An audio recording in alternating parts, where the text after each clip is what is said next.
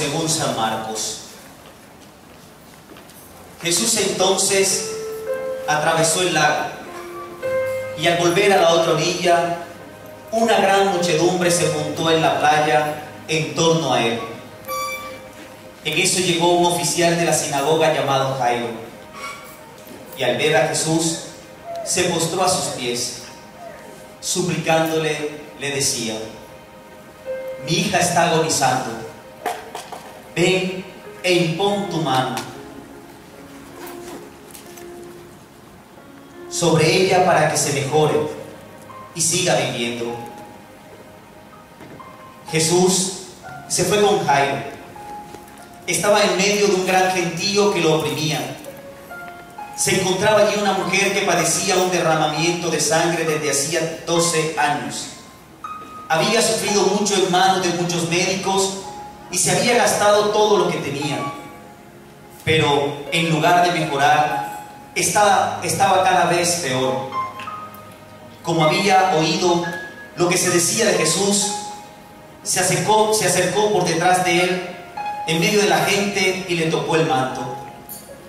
La mujer pensaba: si logro tocar aunque sea su ropa, quedaré sana. Al momento cesó su hemorragia y sintió en su cuerpo que estaba sana. Pero Jesús se dio cuenta de que un poder había salido de él y, dándose la vuelta en medio de la gente, preguntó: ¿quién me ha tocado? Sus discípulos le contestaron: ya ves, Señor, cómo te oprime toda esta gente, y preguntas quién te tocó. Pero él seguía mirando alrededor para ver quién le había tocado. Entonces la mujer, que sabía muy bien lo que había pasado, asustada, temblorosa, se postró ante él y le dijo toda la verdad. Jesús le dijo: hija, tu fe te ha salvado. Vete en paz, quedas limpia de tu enfermedad. Estaba todavía hablando cuando llegaron algunos de la casa del oficial de la sinagoga para informarle: tu hija ha muerto. ¿Para qué molestar más al maestro? Jesús se hizo el desentendido y dijo al oficial: no tengas miedo, solamente ten fe. Pero no dejó que lo acompañara más que Pedro, Santiago, Juan y el hermano de Santiago. Cuando llegaron a la casa del oficial, Jesús vio un gran alboroto. Unos lloraban y otros gritaban. Jesús entró y dijo: ¿por qué tanto alboroto y tanto llanto? La niña no está muerta, sino está dormida. Y se burlaban de él. Pero Jesús los hizo salir a todos y tomó consigo al padre, a la madre y a los que venían con él, y entró donde estaba la niña. Tomándola de la mano, le dijo: Talita cumi, que quiere decir: niña, te lo digo, levántate. La jovencita se levantó al instante y empezó a caminar. Tenía 12 años. ¿Qué estupor más grande! Quedaron todos fuera de sí. Pero Jesús les pidió insistentemente que no le contaran a nadie, y les dijo que le dieran de comer a la niña. Palabra del Señor. Gloria a ti, Señor Jesús. Pueden sentarse. Oye, pero qué coincidencia, ¿no? 12 y 12. Para demostrarnos que la palabra del Señor, que cuando Jesús va a hacer algo en la vida de una persona, es completamente perfecto. Por eso, el estar usted aquí, escuchando esta palabra del Señor, para usted ya hay un principio de sanidad en su cuerpo. Porque se están sanando sus oídos, porque está entrando el mensaje de la esperanza, de la salvación, que les comunica algo importante: que el reino de los cielos ha llegado y que ya está en medio de ustedes. Se llama Jesucristo el Señor. Amén.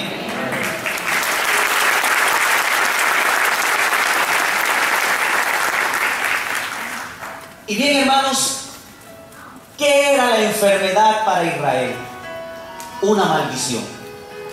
Toda persona enferma en Israel era considerada maldita. ¿Por qué razón?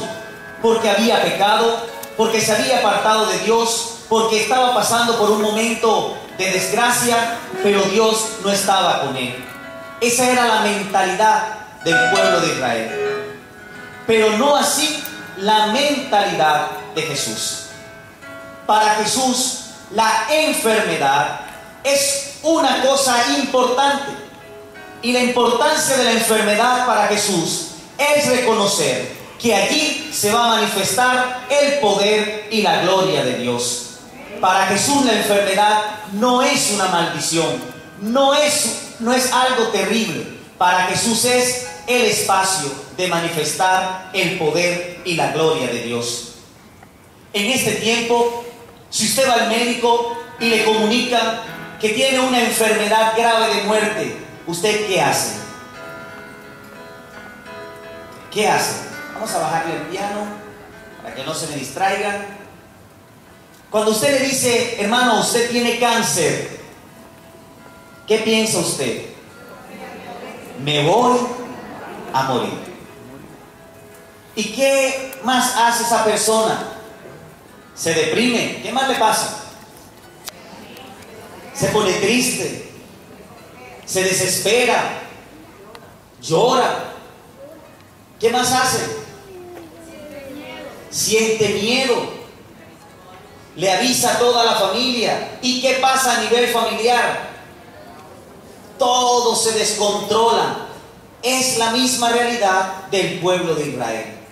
Frente a la enfermedad, la familia se descontrolaba. Pensaba que Dios no estaba con ellos. Pensaba que era lo último que podía pasarle. Por eso, estar enfermo para Israel es no tener la gracia y la presencia de Dios. Jesús, con estas dos curaciones, quiere cambiar esta mentalidad de este pueblo y quiere decirle: usted no tenga miedo, solamente tenga fe. Por eso, en medio de la enfermedad, en medio de los problemas, en medio de las situaciones difíciles, usted no se puede desesperar, usted solamente debe tener fe. La fe que tiene poder, la fe que puede actuar en nosotros, la fe que nos lleva a alcanzar lo que le pedimos a Dios. Cuando tenemos fe, el Señor actúa en nosotros. Dos palabras claves en la palabra de Dios que acabamos de escuchar. Primero, aquella mujer piensa y dice: si lo toco, quedaré sana. Y aquella mujer se atreve a tocarlo, pero se atreve a tocarlo porque ella tiene fe. Y por eso Jesús le responde: tu fe te ha salvado, no curado. Tu fe te ha salvado. Porque es que la fe no es simplemente para alcanzar milagros de curación, milagros de prosperidad. La fe es para alcanzar ¿qué? La salvación. Cree tú y serás salvo, tú y tu casa y tu familia. O sea, hermanos, la fe que nos presenta la palabra no es para que nosotros alcancemos simplemente milagros, sino para que nosotros nos salvemos. Por eso, la experiencia de la palabra que acabamos de escuchar simplemente trae consigo la salvación. Primer acto de fe, la mujer queda sana, queda salvada. Pero Jesús va a la casa de Jairo. Y cuando Jairo recibe la noticia: tu hija ha muerto, ¿cómo se pondrá un padre que va a buscar al médico que sane a su hija y se encuentre con este episodio de que la hija acaba de morir? ¿Cómo puede sentirse el padre? ¿Cómo puede sentir que aquel que ha resucitado a Lázaro, que aquel que tiene poder para tantas cosas? Incluso me imagino que Jairo habrá dicho: esta pedazo de vieja que se metió, que detuvo a Jesús, Jesús no alcanzó a llegar a la casa por ponerse a hablar con ella. Si ella no detiene a Jesús, Jesús llega rápidamente y mi hija no se muere. texto no dice eso, es una interpretación frente a una mala noticia que llega.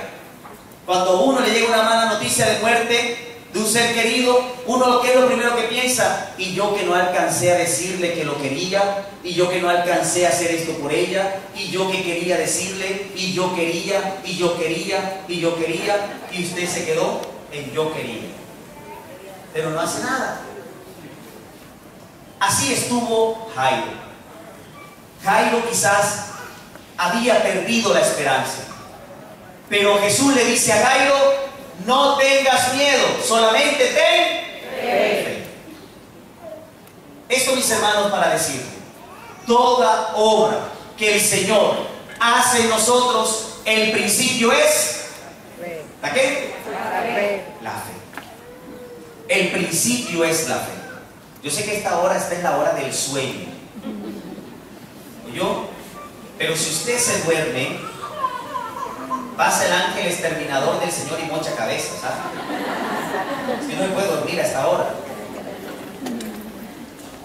Entonces, hermano, tenga claro, el Señor nos regala su palabra, que concede la salud, pero cuando tenemos fe.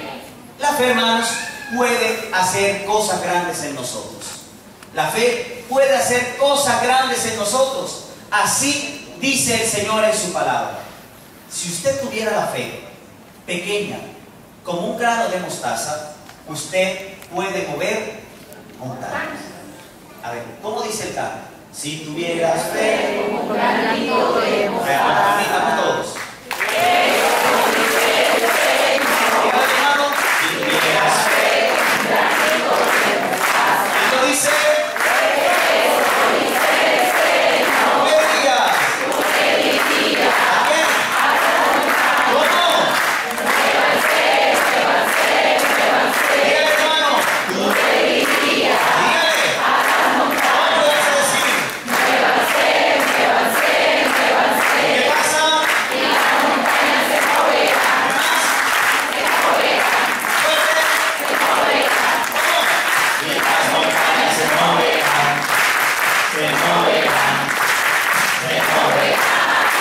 Perfecto.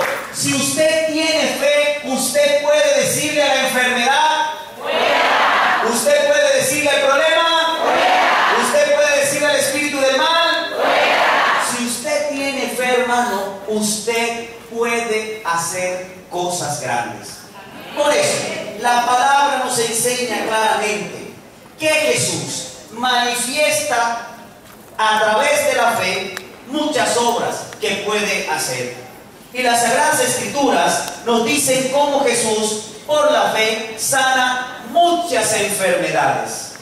Muchas enfermedades. Miren, el Evangelio de San Marcos, en el capítulo 7, versículo 31, dice que Jesús sana a un hombre que nació sordo y mudo. Jesús le toca la lengua, Jesús le toca los oídos, y aquel sordo comienza a hablar y a escuchar la palabra de Dios. Jesús puede sanar de enfermedades anidadas en toda nuestra parte auditiva, del lenguaje. Jesús lo puede hacer. ¿Pero qué necesitamos? Fe. La fe. Segunda enfermedad. Jesús puede sanar a un hombre ciego. Y por eso, en el Evangelio de San Marcos, capítulo 10, versículo 46, dice que Jesús sana al ciego de Jericó, llamado ¿cómo? Bartimeo. Jesús sana la ceguera de Bartimeo. Bartimeo estaba pidiendo limosna, pero Jesús no le da limosna. Jesús le da lo que él necesita. Jesús a ti no te da migajas, te da lo que tú necesitas. Jesús a ti te da lo que tú necesitas. Grábatelo muy bien.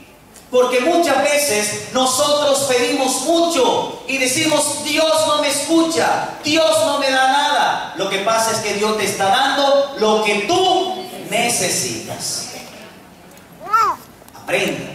Dios nos da lo que necesitamos, no todo lo que pedimos. porque a veces pedimos más de lo que nos hace falta. Y Dios nos concede lo que realmente cada uno de nosotros necesita. Tercera sanidad que encontramos en el Evangelio. Marcos capítulo 9, versículo 14. Y nos habla de un hombre epiléptico, que el texto dice claramente que un espíritu lo hace revolcarse, lo tira al fuego, lo hace golpear mucho, pero Jesús toca a aquel hombre y calma la epilepsia que hay en él. O sea, Jesús puede sanarte neurológicamente, en el sistema nervioso. Jesús lo puede hacer, pero tú necesitas la fe. Jesús puede sanar la lepra. Hay unos leprosos en el Evangelio de San Lucas, capítulo 5, versículo 12, que se acercan a Jesús para pedirle que lo sane. En este tiempo, en este mundo de hoy, la lepra es el cáncer. La lepra es el cáncer, expandido por todas partes. En algunos obra médicamente los tratamientos, en otros el poder de Dios cuando ya no hay nada que hacer. Y quiero contarles un testimonio. Hace 2 años me invitaron a predicar un congreso de evangelización en Ibagué. Estando en ese congreso de evangelización, el padre me dice: hermano, hay una catequista de la parroquia que está muy enferma. ¿Será que usted me hace el favor y me acompaña para orar por ella? Es una mujer muy buena, una mujer que se ha entregado en el tiempo que yo tengo aquí de una manera incondicional con la parroquia. Pero fue el médico y en menos de 3 meses, padre, la mujer se ha acabado de un cáncer en el estómago. Yo le dije: bueno, hermano, vamos. Y nos fuimos a la casa de aquella mujer. Cuando entramos, veo una persona muy consumida en su cama, muy delgadita, porque ya no pasaba alimentos. Y comenzamos la oración de sanación por ella. El padre llevó la comunión, expuso el Santísimo, y cuando estaba allí en la comunión, el padre me dijo: hermano, ore. Y yo comencé a orar por aquella mujer. Cuando estaba en medio de la oración, yo cerré los ojos y se me vinieron 2 palabras, 2 letras, como una fotografía. Cuando yo veo esas 2 letras, yo me preguntaba: ¿pero qué significan estas 2 letras? No entiendo, Señor. Y sentí en mi corazón que debía preguntarle a aquella mujer qué querían decir aquellas 2 letras. Y le digo: hija, ¿para ti qué significa la letra PP? Ella abre los ojos y me dice: padre, se lo pido en nombre de Dios, no pronuncie ese nombre en esta casa, está prohibido. Y le dije: ¿pero cómo así? ¿De quién estamos hablando?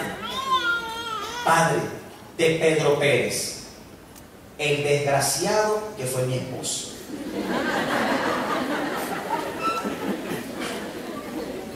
Yo me quedé como sorprendido su expresión, porque el padre me dijo: una mujer muy buena, se ha entregado santamente. Pero cuando dijo Pedro Pérez, el desgraciado que fue mi esposo, dije: no es tan buena la chacha. Entonces le dije: pues sí, vamos a hablar de Pedro Pérez. ¿Sabe por qué? Porque resulta que Dios la va a sanar. ¿De verdad, padre? Sí. Dios me dice que usted va a ser una mujer sana. Ay, padre, cuánto le agradezco ese bien que ha traído a mi casa. Sí, pero resulta que para que usted se sane debe perdonar a Pedro Pérez. Ni en esta vida ni en la otra. Le dije: pues hermana, si no hay perdón a Pedro Pérez, no hay curación de su cuerpo, porque Dios no puede sanar a una persona llena de odios, porque Dios viene a traer la salvación a la casa. Y si Dios ha entrado aquí a esta casa a traer la salvación, lo primero que debe haber en esta casa se llama amor. Si usted no lo tiene, no espere curaciones, no espere el milagro, porque Dios lo primero que viene a salvarle es el alma. Aquella mujer me quedó mirando con unos ojos entristecidos y le dije: vamos a perdonar a Pedro Pérez. Padre, eso a mí no me sale, no soy capaz. Le dije: pero la oración sí nos ayuda y vamos a orar. Y comenzamos la oración y le dije: usted va repitiendo conmigo. Y comencé con ella la oración. Señor Jesús, yo te pido que vengas a la vida de esta hija tuya, a sanarla, a llenarla de tu misericordia. Con tu mano poderosa, tócala, sánala, libérala. Haz en ella una obra buena, Señor. Yo te lo pido por tu infinita misericordia. Haz tu obra en ella. Y le dije a la mujer: repita conmigo: Señor Jesús. Ella repetía: Señor Jesús, yo te pido que me sanes. Y te pido, Señor, que me des la gracia de perdonar a Pedro Pérez. Padre, eso a mí no me sale. No me lo pida, que no soy capaz de decirlo. Usted no se imagina la vida de desgracia que yo he llevado por causa de ese hombre. Y le dije: hija, si no hay perdón, no hay milagro. La mujer me volvió a mirar y yo le dije: último intento. Si no, nos vemos en el reino de los cielos, si es que llega yo. Pero vamos a hacerlo de esta manera. Ore usted y yo la voy a acompañar aquí con mi oración. Le dije: dele gracias al Señor desde que usted tenga uso de razón, desde que usted era una niña. Y comenzó aquella mujer a hacer un recorrido por toda su vida y a darle gracias a Dios por todas las maravillas que Dios había hecho en su historia, en su vida, desde su experiencia de fe, desde aquello que había experimentado. Aquella mujer comenzó a orar y a darle gracias al Señor. Llegó un momento cuando dijo: Padre, yo te doy gracias por aquel día en que conocí el amor. Y yo dije: ay, Dios mío, que sea Pedro Pérez. Padre, yo conocí el amor, Dios del cielo y de la tierra, y me casé con ese hombre que me diste como esposo. Y en ese hombre me diste estos hijos que están aquí. Yo te pido por este último pequeño, déjamelo terminar de criar y de levantar. Padre, yo te doy gracias por esta familia. Y de repente la mujer se puso a llorar. Cuando la mujer se puso a llorar, ya yo lo vi tan conmovida, tan metida en su oración, que yo le dije: dígale a Dios que usted perdona a Pedro Pérez. Vamos, dígale. Y la mujer: sí, Señor, yo perdono. Y le dije: alégrese, porque hoy ha llegado la salvación a esta casa.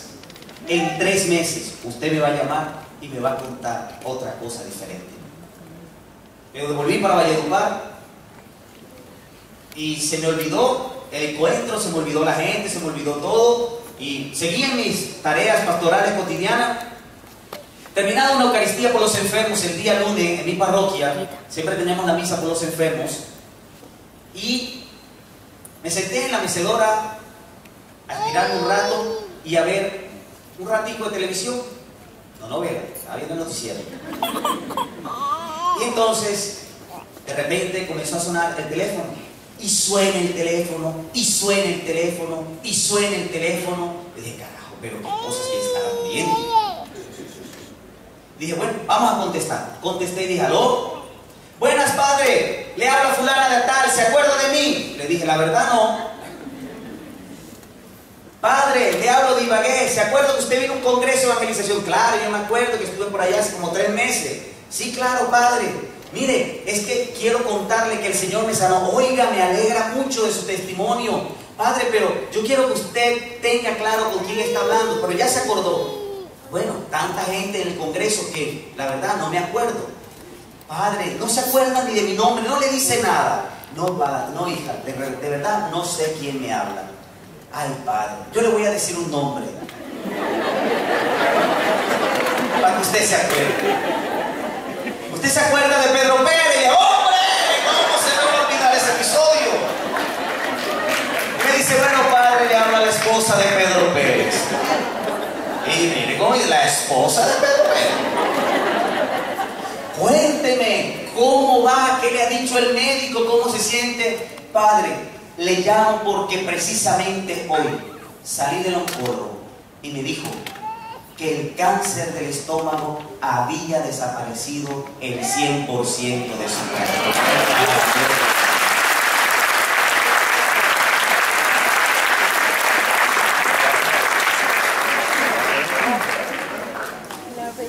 Se necesita la fe y un corazón limpio para que Dios pueda hacer la obra en nosotros.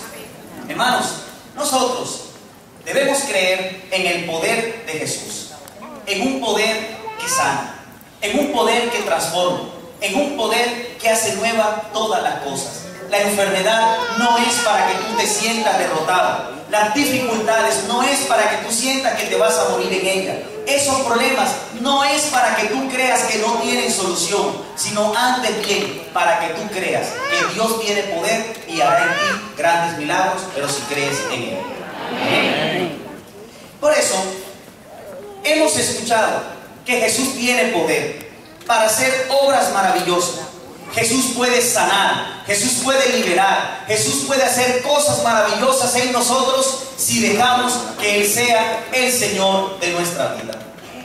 En la medida que yo le dé la autoridad a Jesús para que sea mi Señor, mi Salvador, Jesús puede transformar mi historia, Jesús puede transformar mis problemas. Jesús deja que yo pase por momentos difíciles para que yo encuentre el camino y así pueda luego ser testigo del Señor que está siempre con nosotros. Para Dios no hay nada imposible. Y si para Dios no hay nada imposible, para ti tampoco, si lo tienes a Él. Nada. Porque todo lo podemos. Si Cristo está con nosotros, entonces, ¿quién dijo miedo? ¿Quién puede estar en contra nuestra? Si el mismo Señor responde por nuestra propia vida. Por esta razón, hermano, frente a los problemas, frente a las dificultades, usted puede decirle, venga, porque yo soy un hijo de Dios. Y contra los hijos de Dios, el mal no tiene poder. ¿Okay? Contra los hijos de Dios, el mal no tiene poder. Jesús, hermanos, entonces, realiza en nosotros esta obra maravillosa. Por eso Jesús resucita a la hija de Jairo para decir que para Él no hay nada imposible. Jesús le da la vida a aquel que ha perdido la paz cuando el demonio de aquel hombre que vivía en Gerasa y que allí en medio de las tumbas tenía una vida mortificada, una vida que no tenía paz, allí entra Jesús y le da tranquilidad a esta alma, a esta persona, para que sienta que su vida está a salvo. Pero ¿cómo está a salvo la vida de este hombre que vive en medio de las tumbas? Cuando ha dejado a Jesús encontrarse con Él. Hermanos y hermanas, el encuentro con Jesús es el que permite la transformación de toda nuestra vida y de todas aquellas realidades que parecen imposibles, hacerlas posibles. Caso concreto. Un hermano en Valledupar, llamado Roberto, trabajaba en Carboandes, una mina de carbón que queda en Ajagua de Ibirico. Resulta que el hombre pasó 2 años de su vida trabajando muy bien y ganándose un sueldo maravilloso. Cuando venía de descanso, Roberto, tan estresado por el trabajo, se dedicaba a 3 cosas: parranda, ron y mujer.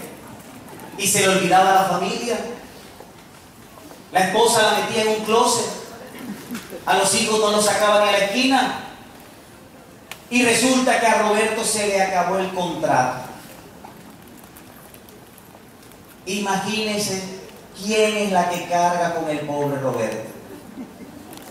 La que estaba en el closet. La sacó del closet para que le resolviera los problemas. Lo primero que hace la mujer es: vamos a orar. Y ella comenzó con nosotros en las Eucaristías, en la asamblea de oración, a participar alegremente. Resulta que Roberto ya tenía un año sin trabajo y vivía en la casa de los suegros. Y era el que hacía los mandados a la tienda porque ya no podía hacer más nada. Y entonces estaba como los pelados cogiéndose las moneditas para poder tener al menos una monedita en el bolsillo. Un día Roberto se me acercó y me dijo: padre, estoy desesperado, yo necesito que usted me escuche porque usted me puede ayudar a solucionar el problema. Le dije: hermano, lo espero a las 4 de la tarde. Puntualmente llegó Roberto a las 4 de la tarde a la parroquia, nos sentamos a hablar, me contó cómo había sido toda su vida y cómo se había gastado el dinero de su vida. Y le dije: hermano, usted tiene que purificarse de todos los pecados que cometió y que nunca aprendió a ahorrar ni a administrar de lo que Dios a usted le había dado. Por eso, tenga paciencia, que Dios lo va a bendecir. Pero crea en Dios y crea que Dios le va a devolver su trabajo y le va a devolver mucho más. De verdad, padre, de verdad, hijo, váyase convencido que Dios lo va a hacer. Padre, ¿y cuándo? En el tiempo de Dios. Esa palabra no le gustó a Roberto. Le dije: sí, hijo, tú no pensaste en el tiempo que te gastaste todo tu dinero. Pues yo te tengo que decir, en el tiempo de Dios vendrá lo que pides. Bueno, Roberto se fue. Y Roberto comenzó a ir a misa, no pelaba ni lunes, ni miércoles, ni viernes, que son las 3 actividades de la renovación carismática en Valledupar. Los lunes la misa por los enfermos, los miércoles la asamblea de oración, que es la asamblea de adoración al Santísimo, y los viernes en la mañana, que es la Eucaristía de alabanza y acción de gracias. Entonces, Roberto iba a las misas. Cada vez que Roberto iba a la misa, me esperaba en la puerta de la casa cural, para cuando iba a cruzar para el templo, a decirme: padre, no se le olvide orar por mí. Yo le decía: claro, hermano, no se preocupe, yo estoy orando por usted. Tenga paz, confíe en el Señor. Yo hago un programa de radio todos los días a las 11 de la mañana en una de las emisoras de la diócesis, y en la emisora recibía todos los días una llamada. ¿De quién? De mi amigo Roberto. Padre, le habla Roberto, recuerde, ore por mí para que llegue la bendición. Claro, hermano, no se preocupe, confíe en el Señor, que el Señor le va a dar su bendición. Un día tuve una noche muy mala y no dormí. Y yo le pedí al Señor una gracia. Le dije: Señor, te lo pido por tu infinita misericordia. Yo sé que tú me amas y me escuchas. Que hoy no me encuentre Roberto, que no estoy de años. Y resulta que cuando salí, dije: aleluya, gloria a Dios, no está este muchacho. Y seguí para el templo. Entré a la sacristía, me puse todos los ornamentos para salir de la misa. Cuando voy a salir para la misa, llega Roberto: padre, llegué tarde, padre. Le dije: ¿qué quiere? Padre, la misma intención de siempre, que ore por mí. Le dije: vea, joven, le voy a decir una cosa. Yo no tengo la culpa que usted se haya hartado su plata en Roma. Yo no tengo la culpa de que usted no haya sido buen administrador. Por lo tanto, deje de fregar la vida, espere en Dios y espere en el tiempo de Dios que le venga su bendición. Me quedó como mirando así, como rayado. Así como usted diga, cura. Se fue Roberto. Tan de mala que la mujer ese día le consiguió el puesto y se lo puso al frente del ambón donde se predica la palabra de Dios. Yo predicando y tenía a mi hermano Roberto al frente. Y ese día la palabra de Dios decía que había que tratar a los hermanos con amor. Y yo predicaba y Roberto hacía.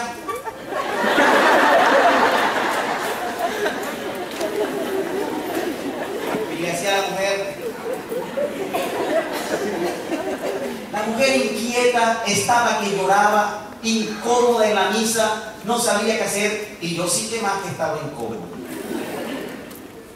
Comenzamos la oración, y cuando comenzamos la oración, el Señor me regaló una palabra de conocimiento que decía: hay prosperidad económica para hermanos que han perdido el empleo. Y yo lo primero que miro es mi amigo Roberto. Señor, que sea él uno de esos hermanos. Y dije, a partir de hoy comienzan a llegar las llamadas de esos hermanos. Así que, hermano, alégrese porque usted es bendecido por Dios. Dios mío, Señor, que sea el milagro. Hoy es el día del milagro. Pues bien, Roberto se fue a la casa bravísimo. La esposa me manda un mensaje de texto y me dice en el mensaje: Padre, ha perdido 2 fieles. Roberto le dice que no vuelve a su iglesia. Yo le dije, dígale que descanse en paz. Estaba desayunando cuando de repente le entra una llamada a Roberto. Buenos días, el señor Roberto, sí, con él habla. Le hablamos de Carlos Andes. Hemos visto su solicitud de reintegrarse nuevamente a la empresa y le estamos llamando para que venga y se presente en la Jagua de Virico para que venga a firmar su contrato. Se bajó contento de la mesa y dijo: mi amor, me llamaron del trabajo, así como el padre me señaló y me dijo que hoy iba a recibir la llamada. Roberto comenzó a alistar su maleta, se fue a cambiar y estaba todo contento. Cuando iba saliendo le entra otra llamada. Y la otra llamada era del CRFO.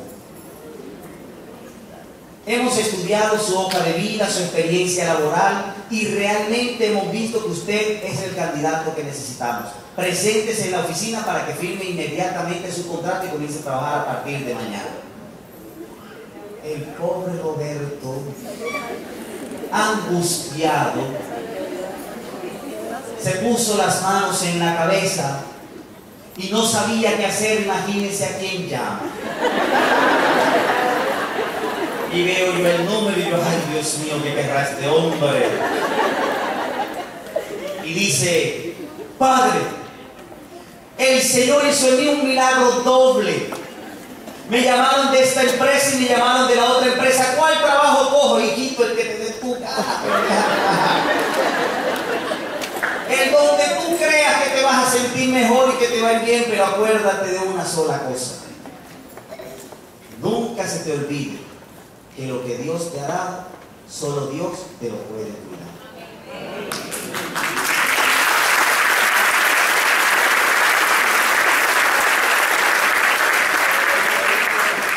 ¿Sabe qué es lo más triste? Que Roberto nunca volvió a la parroquia. ¿Y sabe qué es lo más triste?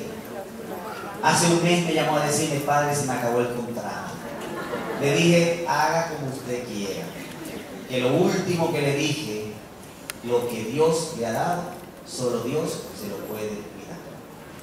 Hermano y hermana, tú has venido aquí para que Dios te bendiga. Y Dios ya lo está haciendo. Pero solo Dios lo puede cuidar. Recuerda, solo Dios lo puede cuidar. Y solo Dios nos da lo que realmente necesitamos, no todo lo que pedimos. Por eso necesitamos la fe, lo que le estamos pidiendo a Dios. Y ya voy a terminar porque yo hablo mucho y me pongo cansado. 5 cosas, y espero que usted se la aprenda.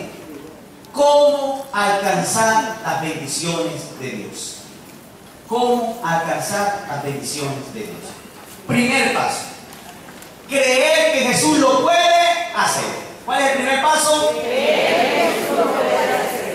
¿Y usted cómo le va a creer a Jesús que lo puede hacer? Cuando usted cree en la palabra de Dios y sus promesas. Usted cree en las promesas de Dios, usted cree que Dios lo puede hacer.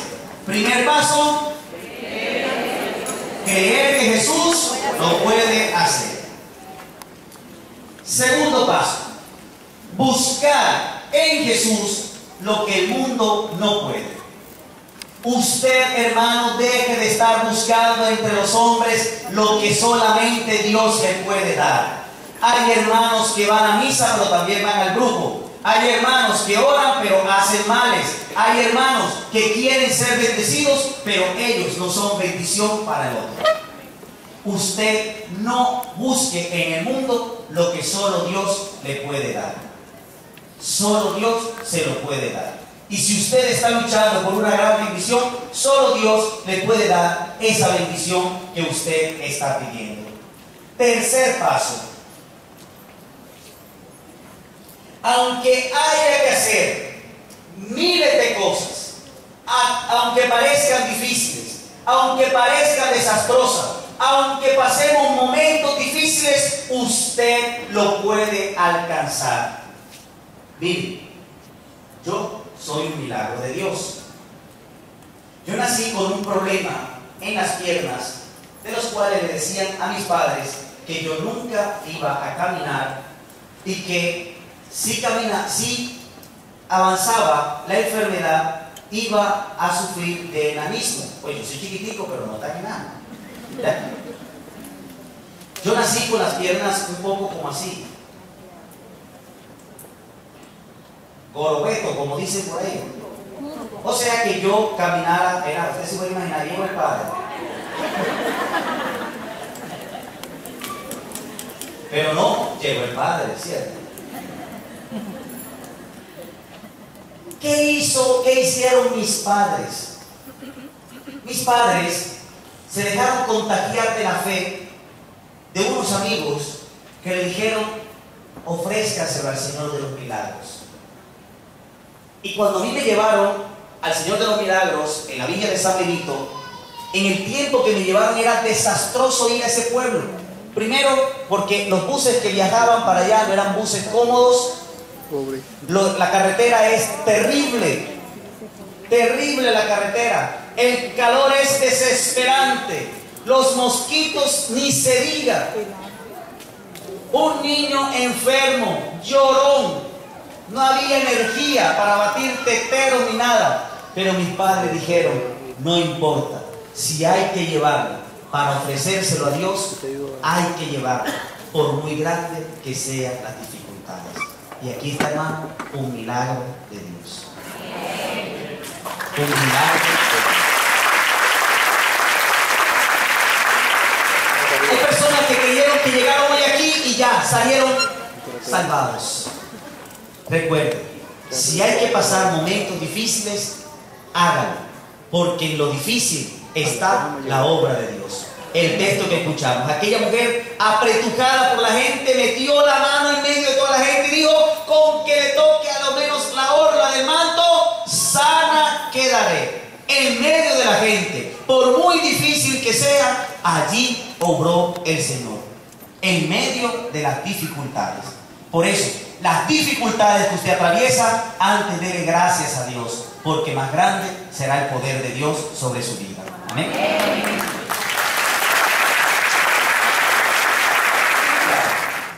Que por nuestro medio el Señor también puede sanar muchas enfermedades en los que hacen parte de nuestra propia vida. Tu testimonio, tu vida, tiene que ser el ejemplo para que el otro alcance la bendición de Dios. Tú eres el canal de la bendición de Dios. Tú eres el elemento esencial para que otros de tu casa se sientan bendecidos. Tú eres importante para que aquel que ha perdido la esperanza se ponga en las manos del Señor.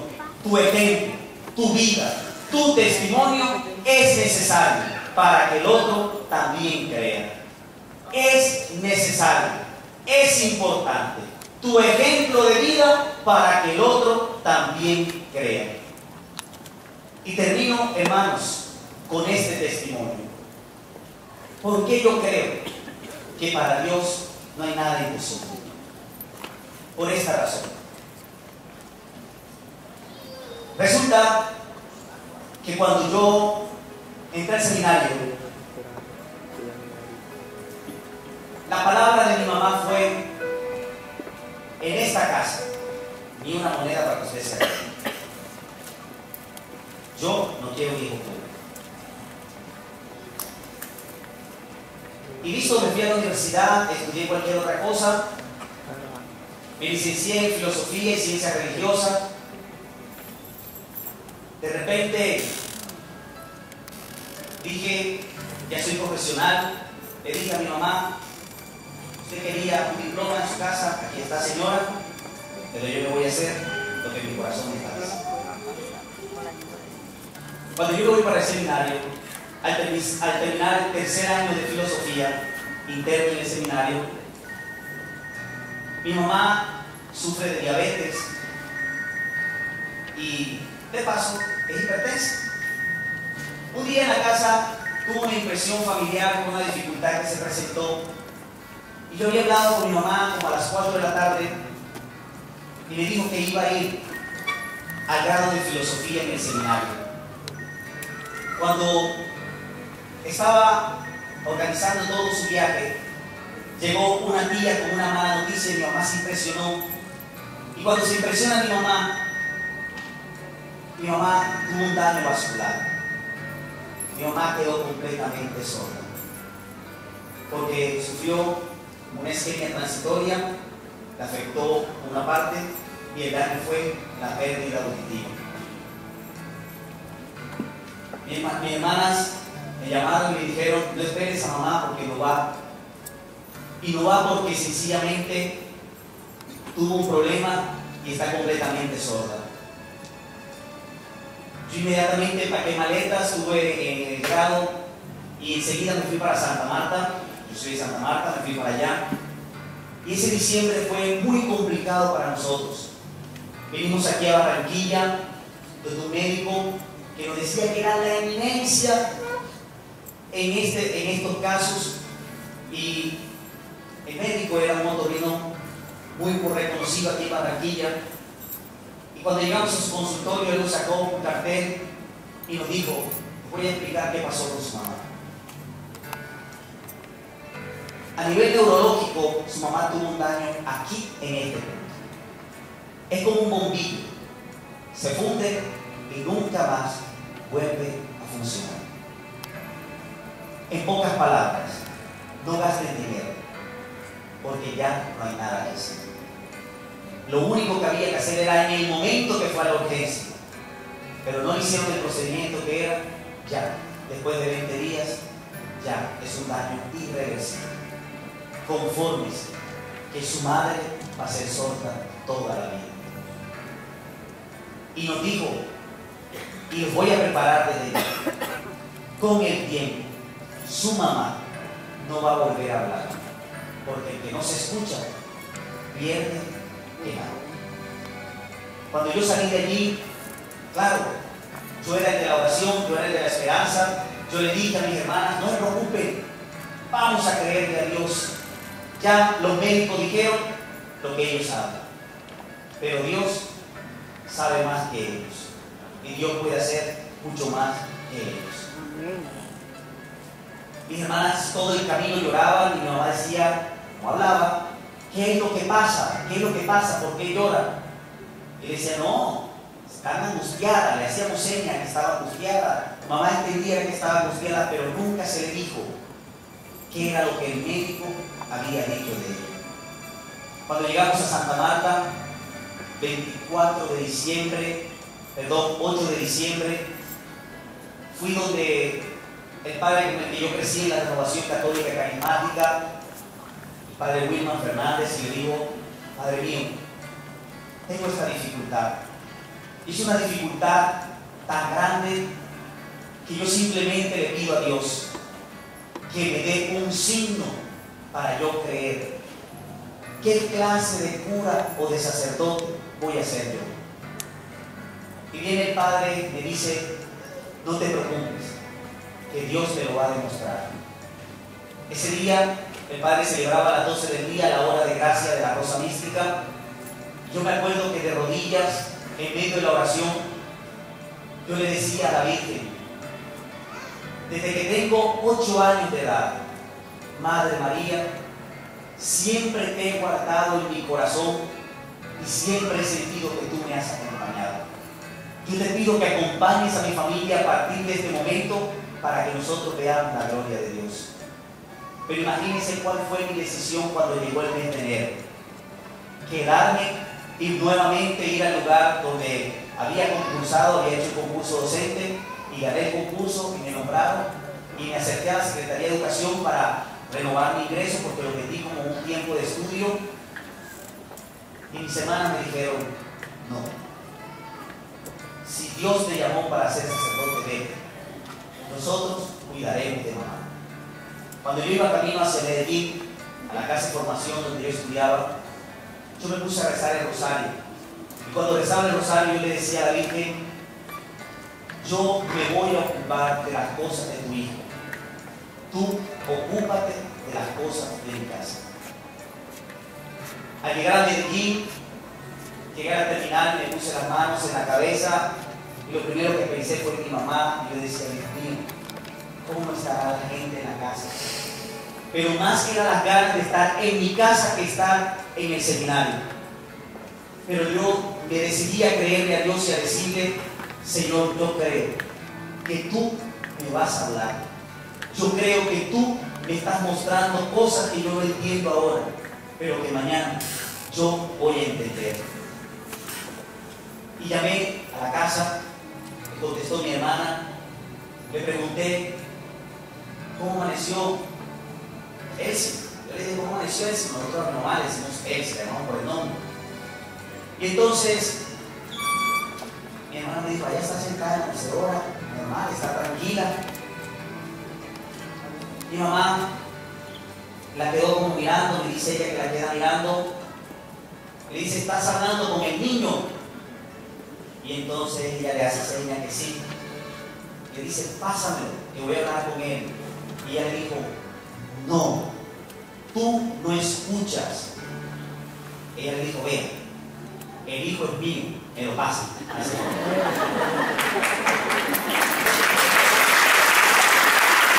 Entonces, ¿cómo les parece que yo le dije a mi hermana, no importa, pásela, que yo la escucho? ¿Qué te vas a desesperar? Tú eres muy llorón, y de verdad yo soy muy llorón. Tú eres muy llorón y después te vas a querer devolver y no, yo le dije, no importa. Los varones se hicieron para tener fortaleza. Y yo debo tener fortaleza si le creo a Dios.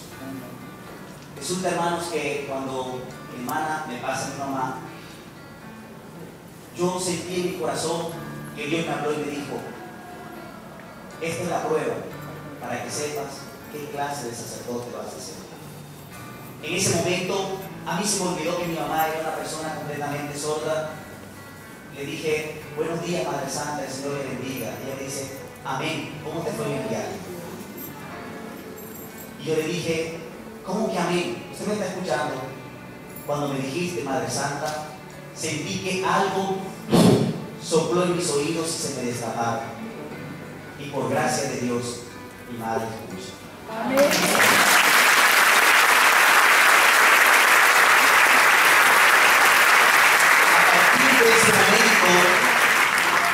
A partir de ese momento yo dije, para Dios no hay nada imposible cuando tú oras con fe. Cuando tú le pides algo a Dios con fe, Dios te escucha. Necesitas la fe, necesitas creerle al poder de Dios, necesitas creer que tú no estás aquí de casualidad, sino que estás aquí porque Dios te ha traído para hacer en ti cosas grandes. Cosas que tú ni siquiera sabes ni esperas ni por qué vienen a tu vida, ni por qué estás pasando por este tiempo de prueba, de dolor, de dificultad, por qué tu familia está en este momento. Tú no lo sabes, pero Dios sí. Y Dios también sabe qué quiere mostrarte a través de ese problema, a través de ese dolor. Dios sabe para qué tenía que llegar esta dificultad a tu vida. Dios sabe cómo se va a manifestar glorioso en ti. Los problemas, la enfermedad, las dificultades, no es para que te eches a morir, sino para que creas en Dios, para que sepas que para Dios no hay nada imposible. Amén. Cierra tus ojos ahí donde estás sentado. Y yo no sé qué es lo imposible.